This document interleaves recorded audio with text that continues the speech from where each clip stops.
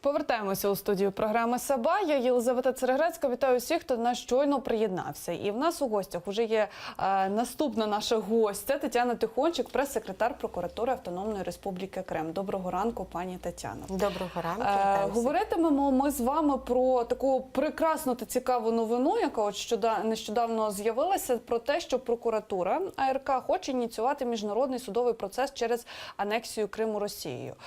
Дещо детальніше, будь ласка, розкажіть, що це за процес, що це за судовий процес, як він буде виглядати?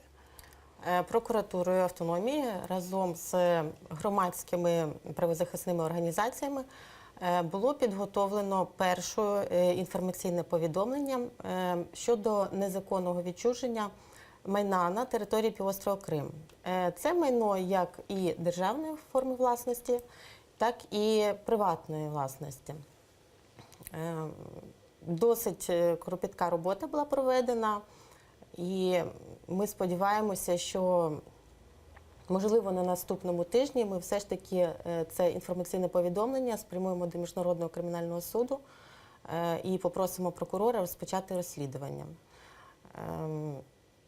Більш детальніше, мабуть, все ж таки буде інформація під час прес-конференції, яку ми плануємо все ж таки провести, і всі подробиці пізніше дізнаєтесь. Хочеться зрозуміти, знову ж таки, про наслідки такого звернення, такого міжнародного процесу, тому що звернення в Міжнародний кримінальний суд – це досить вагома така подія, вона достатньо значна. Які це матиме наслідки? Тобто, якщо прокурор потім починає розгляд, правильно? Чи взагалі розкажіть процедуру? На території півострову Крим, як вже, в принципі, з відкритих джерел відомо, було приблизно 4 тисячі підприємства державної форми власності. Воно було націоналізовано, інше потім ще було і віддано федеральну власність. Це є незаконними діями окупаційної влади, оскільки країна-окупант не має права відчужувати майно країни, якою вона окупувала. Також дуже грубим порушенням міжнародного права є відчуження приватної власності.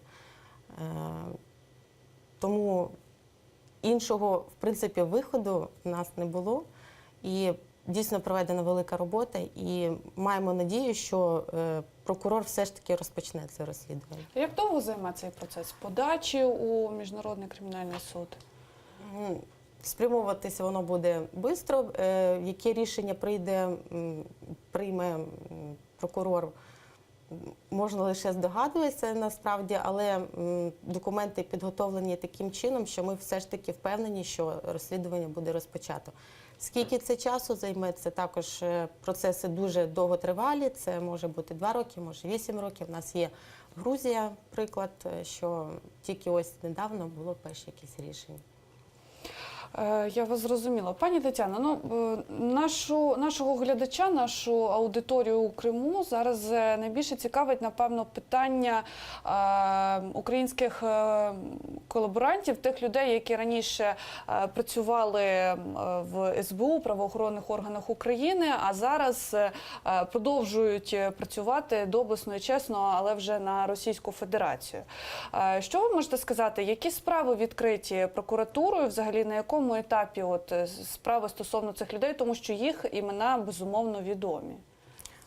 Прокуратурою активно розслідуються кримінальні справи щодо колишніх депутатів Верховної Ради Автономної Республіки Крим, депутатів Севастопольської міської ради. Тут би я, так скажемо, не хотіла би казати слово колаборанти, оскільки можна вважати колаборантами лише тих людей, які перейшли на сторону окупанта і далі продовжують чиняти якісь неправомірні дії по відношенню до своїх громадян. Тому по кожній людині потрібно підходити індивідуально, і всіх під одну групу колаборантів не можна вважати. Також дуже велика робота проведена Національною поліцією Автономної Республіки Крим і міста Севастополя, які знаходяться в Одесі. За досить короткий час вони з 2000 осіб, колишніх працівників Служби безпеки України, встановили вже 500 осіб, які знаходяться на території півострова Крим, і деякі з них вже фігурують у наших кримінальних справах, як люди, які здійснюють переслідування кримчан. Ну, а ці люди, які здійснюють переслідування кримчан, тобто які це для них матиме наслідки? Тобто яке покарання на них чекає? Тому що вони, в принципі, можуть там спокійно собі переховуватися в окупованому Криму, і, власне, їм, в принципі, все одно, що на них відкриті справи. Я правильно розумію? Не знаю, чи їм все одно. Вже не одне повідомлення було про оголошення про підозру повідомлено. Скоріше за все, що скоро будуть і направлені обвинувальні акти до суду. Просто ці люди фактично будуть обмежені в праві пересування, оскільки ми звертаємося до суду і просимо суд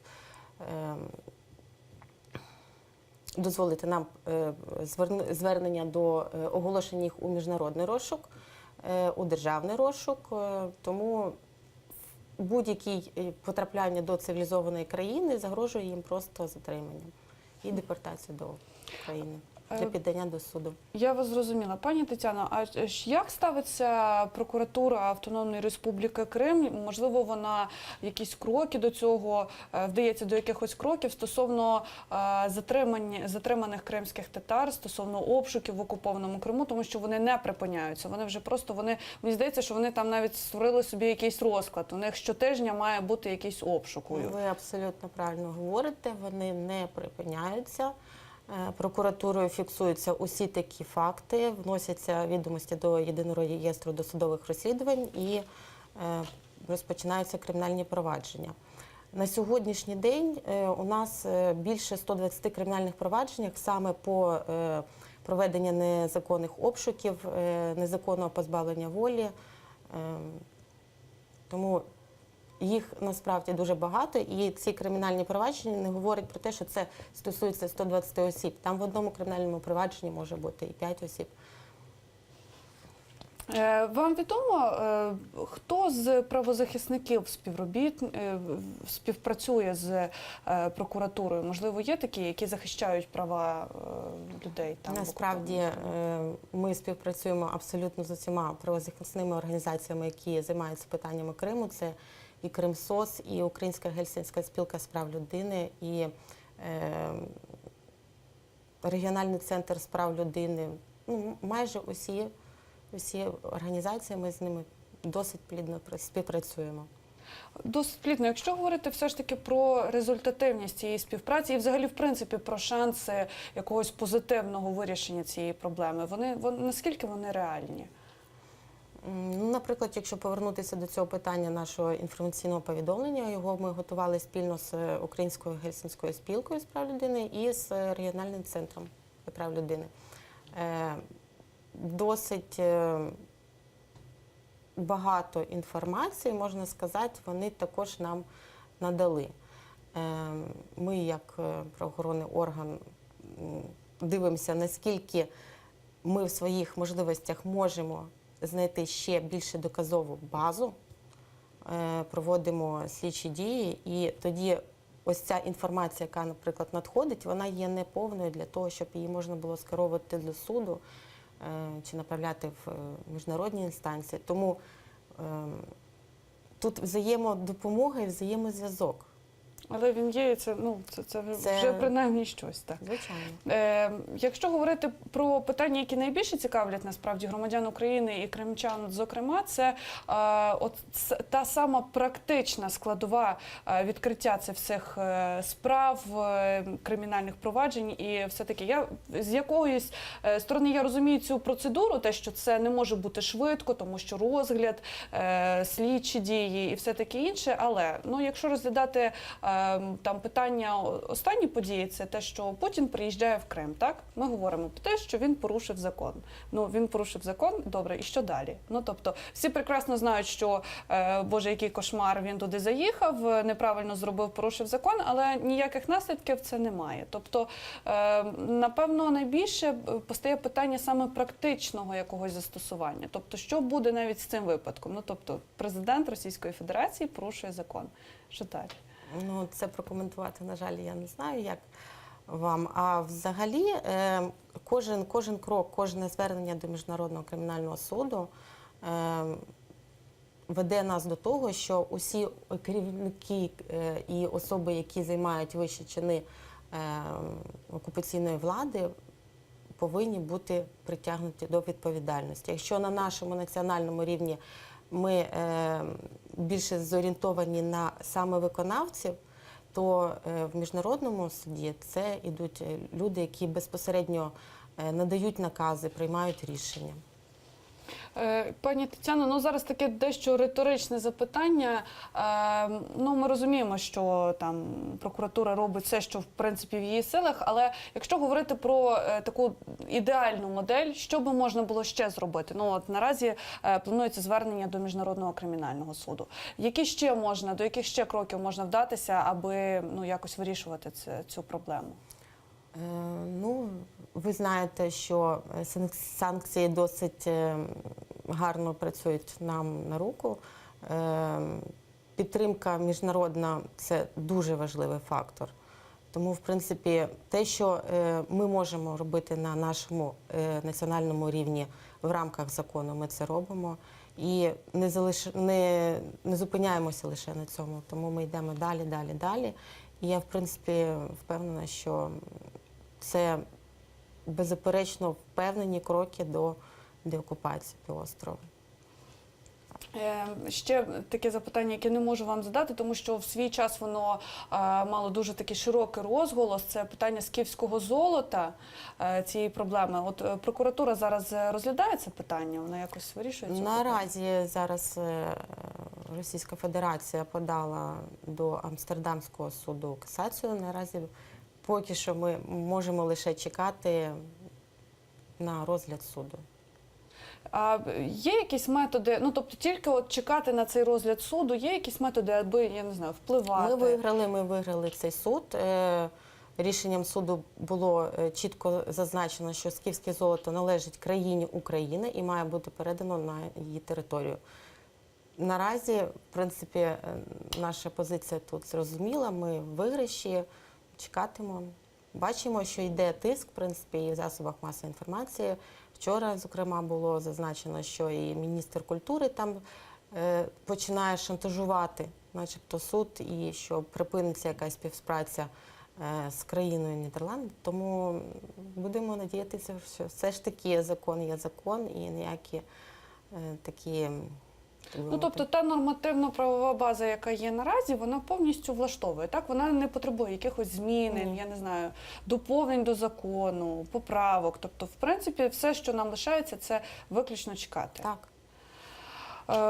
Я вас зрозуміла, пані Тетяно, дякуємо за розмову. Ну, будемо сподіватися, що всі наші намагання вони призведуть до позитивного результату, зокрема, звернення в Міжнародний кримінальний суд стосовно стосовно порушення права Російською Федерацією міжнародних усіх норм.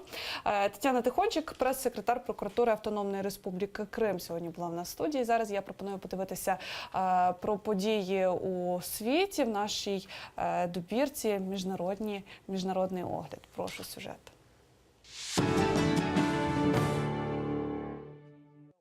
Уряд Грузії звернувся із запитом про купівлю 400 ракет «Джевелін» і 72 пускових комплексів. Держдеп Сполучених Штатів ухвалив продаж Грузії протитанкових ракетних комплексів, яких, за словами президента Порошенка, потребує і Україна.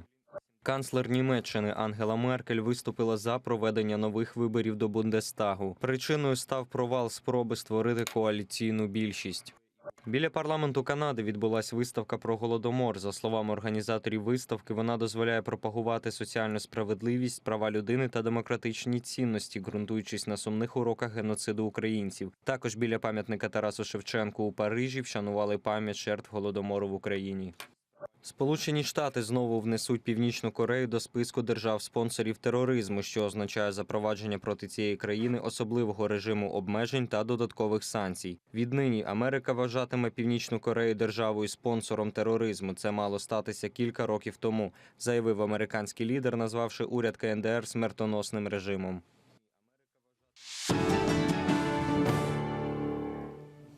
Про події у світі ми дізналися з матеріалу наших журналістів. Зараз ми перервемося на декілька хвилин, після чого ефір телеканалу АТR продовжить інформаційний випуск «Заман». Ескендер Маметов розповість про останні події в Україні та світі, після чого ми повернемось до студії програми «Саба» і будемо говорити про актуальні теми на Донбасі, на сході країни. Тож не перемикайтеся, буде цікаво.